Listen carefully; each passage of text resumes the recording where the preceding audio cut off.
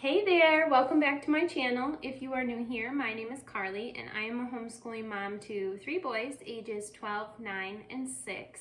And today I wanted to hop on to just show you some of the math supplements or extras that we use in our homeschool every single year.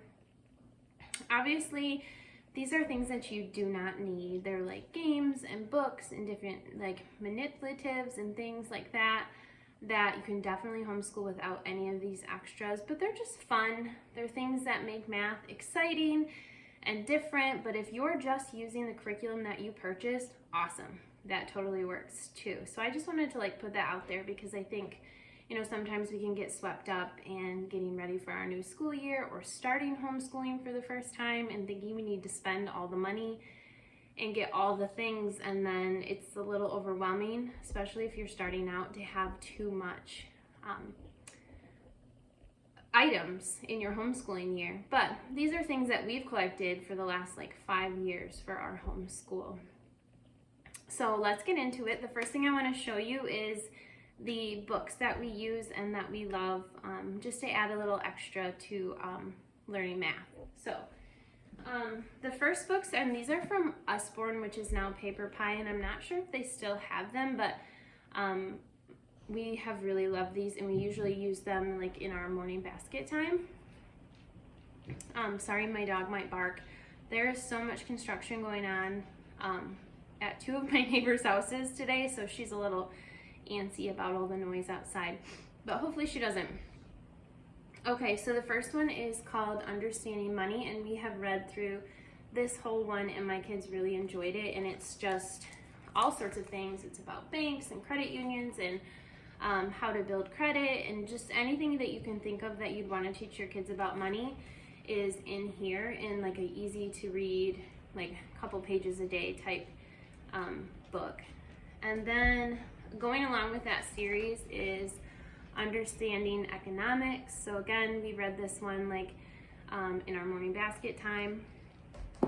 And then the last one, which we haven't read yet, but I think I'm going to add it in this year, is Understanding Business. So it's a lot of information, so we don't read too many pages a day, but it brings up a lot of really, really great questions and things that with finances and money that you might not think about otherwise.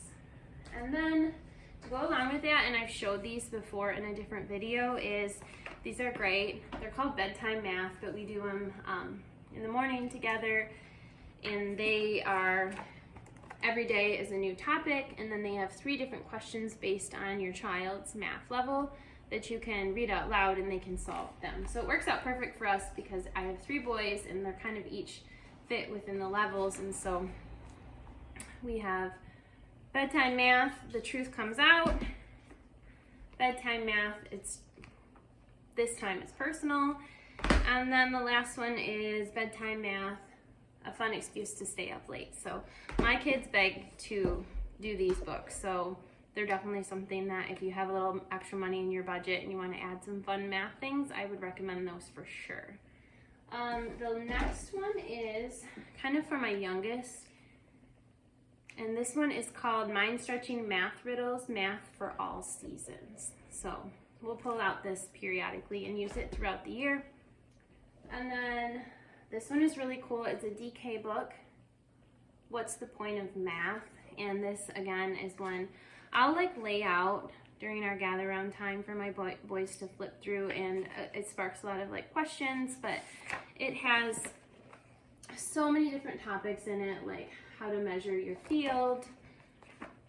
Let's see, it has things on shapes, anything you can think of, mechanical marvels, pendulum clocks, how arithmetic sequence works. So it's just a lot of different math concepts that you can pull it out and explain in a different way to a kiddo that might help them appreciate math a little bit more and how they might use it in the real world when they're grown-ups.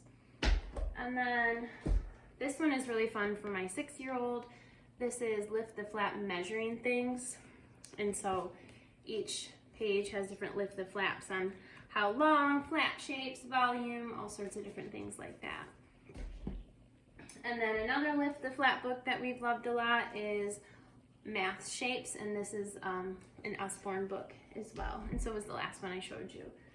And then just some like fun picture books is When a Line Bends, a Shape Begins. And then A Place for Zero. And then the last one, which I actually just picked up, so I can't recommend it. I picked it up at the library book sale yesterday, so I thought I'd add it in here, is How Much is a Million? So I don't know about this one yet, but I figured I'd show it to you because I did have it like in my collection of math supplements. So moving on, because I don't want this video to be too long, is all of our math games. So some of them we've had for years and years and years, and this is like my husband's absolute favorite. It's called Set, and this is a great like family game, camping game. Just you can have like a bigger group of people. It's an easy game to like catch on to quickly, and it's all about like visual perception and patterns. And then this one is a fun dice game. It's called Quicks, which anytime there's a game with dice, I'm like, it's a math game. So I just added that one in here. And then this one is well loved. We play it a ton. My youngest has been able to play it for a couple years, I think since he's been 4. It's called Rat-a-Tat-Cat, and it's a fun numbers card game with cats and a few rats. And then this one is called Proof, the fast-paced game of mental math magic. You can see that. And I will try and link as many of these things as I can in down below, as long as they're still available. I know sometimes the Usborne books, you can't get them anymore, but anything that I can find on Amazon, I'll link down below. And then this one is called Exact Change. This is a newer one that we picked up, the game of making and counting change. I think that's super important for kids. We actually just had a garage sale and my kids were able to practice that a little bit there. But anytime that they can have like additional practice with that, I think is super beneficial. And then this one is called Clumsy Thief, so another money game, the crazy fast-paced money game. And then I'm sure you've seen this before, but I threw it in here because again, it's a dice game and it is math. It's called Tenzi, and this is a game, we actually keep one in our camper and we have one at home because it is so well loved, and it's an easy game to teach people if you're camping with a group of people, or you know, Nana and Papa, different people that can just kind of jump in and play this game. And then this one is for my youngest, but my middle son still will use this as well. It's called Make a Pie, and it's a sweet way to learn fractions. Honestly, my 6th grader could probably still play that and benefit from it as well. And then this one is the time telling game. We're still working on, he can tell time, but just to like the half hour right now. So we're gonna work on, you know, getting more proficient at telling time this year. And then this one we actually have not played. My son got this for his birthday, but again, it's a dice game. So I went ahead and added it in. It's called Spots, and it is a rolling dice game, and it's all about dogs. So if you have a dog lover, there's one for cats, Rat-a-Tat-Cat, and if you have a dog lover, maybe you'd want to pick up Spots. And then a couple more. This one is again for my youngest son. I find that like when they're younger, they definitely want to play more math games, and because his curriculum is, the lessons don't take a lot of time, we can add in a lot more games while his brothers are still working on their longer math lessons. So this one is called Sum Swap, Addition and Subtraction Game by Learning Resources. And then this one is also Learning Resources. I love their games. This one is called Math Island. So again, practicing addition and subtraction. And the last one, wait, do I have 2 of these? No. I have Exact Change, and then I have Making Change. So this one, we haven't played as much. This is a newer one, and this is a game of speed and subtraction. So I almost thought I had a double of that, but I don't. So those are all of our math games, and it seems like a lot, but we've collected them over like years and years. So it's definitely like a collection we've been slowly building upon. Okay, and then I also just wanted to show you some of the manipulatives. Now, my youngest is in 1st grade, so I don't have a ton of manipulatives left. I sold most of them in my garage sale, so I probably should have showed you before, done this video earlier, but either way, I'll show you what we still have and what we still love and plan to use again this school year. So this is just a little set of like, I don't want to tip it too far because it'll fall out, but these little counters, and then it has like the numbers, and it has like the addition and subtraction and equal signs, so you can have like, you can use them to like make visual problems, which I find is super helpful to be able to visualize it and then write it out.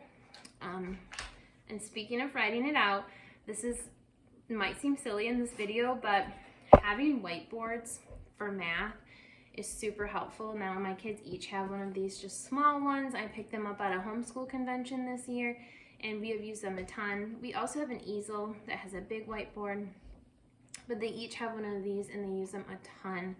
I use it a lot with my youngest because I sit side by side with him and do his math lessons, but my older two have math video lessons that they do and they use them as well. So if you don't have some little mini whiteboards, I would suggest picking them up because you definitely will use them and utilize them probably daily. So anyway, so those counters are great because you can visualize it and then write it on the whiteboard. It's a great little like extra practice thing for math.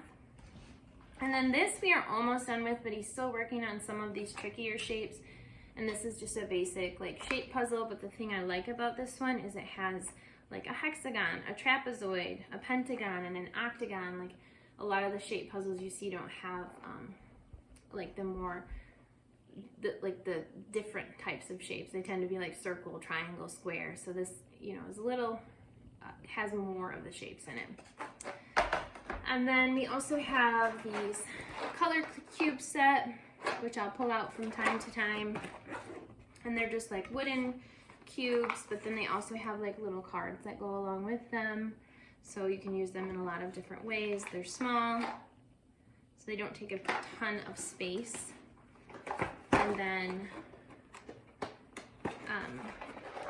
this big bin here is just a whole bunch of like clear geometry shapes and pattern block things, and so we just have them all in together, and then like cards so that they can do the different activities with them. And if you want to see like how I organize all of our math manipulatives in the area of my house that I do that in, comment down below and I'll show you, because we don't keep those like in the main part of our house in homeschool area. I have a separate space where I keep all of the different stuff I'll pull out from time to time. So I can definitely show you that if you're looking for like some organizing tips.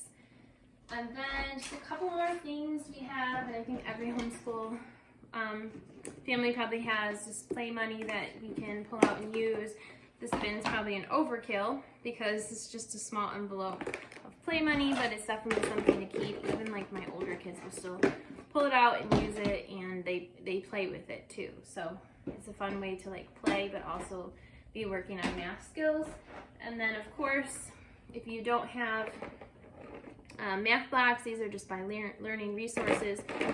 We use these a ton, especially when you're working on like 10 frames and things like that. So get yourself some math blocks if you don't have them yet, especially if you have like an upcoming preschooler or kindergartner. And then last couple things is I actually picked this up from a smaller company at the homeschool convention, and this is just a chalkboard clock. So I can write a time at the bottom, and then my son can do the hands, or I'll do the hands and he'll write the time at the bottom, but it's all chalkboard, so we can erase it and use it over and over again. And then along with that, these little learning resources clocks are super nice when they're learning to like, you know, tell time and work with those. So those are nice. And then we also have this, which we've used a ton over the years for like counting and all sorts of different things. It doesn't have to be, you know, this big, but these are definitely something that you'll probably use. And then this board my kids use a ton. It did have little like things that go in there, but we just use it just like this. We keep it, you know, up on our shelf right here, and they can pull it out if they're like, so this is the like addition on this side, and then my older two boys use this side a lot, and this is all their multiplication facts. So if you can see in there, it has the answers, and sometimes they will reference this if they're struggling to like finish a problem and they need to just a quick refresher. And then we just have a couple small manipulatives. Obviously, it's nice to have like a timer. We use time timers too, but a timer like this is helpful for math. Having these, I think, are from the dollar store, just little like counters. And then of course, dice. We have a ton of dice, just extra ones, because we end up using them like in our curriculum. They'll need it, and we'll lose a dice in their math box, and it's nice to just have a bunch of extra ones, and you can pick those up at the dollar store or anywhere really. And then my sister-in-law actually made these. I don't know if you can see them, but they're tiny, tiny little dice, and my kids love to use these. And so she made one for each of my kids with little dice in them, and they'll like shake them and use them, or they'll use them for their curriculum and whatnot. So I thought I'd just show you. So that is all like our math, like supplemental things and tools and games and books and different things that we use to just make math exciting or make it easier to teach. Again, you don't need these things, but they're fun. Like if you're garage sailing this summer, or you're trying to find, you know, things like secondhand, and you can pick up a couple of these things, I would highly recommend it, because my kids do request a lot to do the math books and the math games, and just having some manipulatives that you can pick up from the dollar store are beneficial to just making it easier to teach if you have like a visual learner, or you know, you never know like how your kid is going to learn best, especially when it comes to math. So having different things that you can pull out is going to be super beneficial to your homeschool. So as always, thank you so much for watching. I appreciate it. If you like this kind of video, please like and subscribe, and I'll see you in the next video. Bye.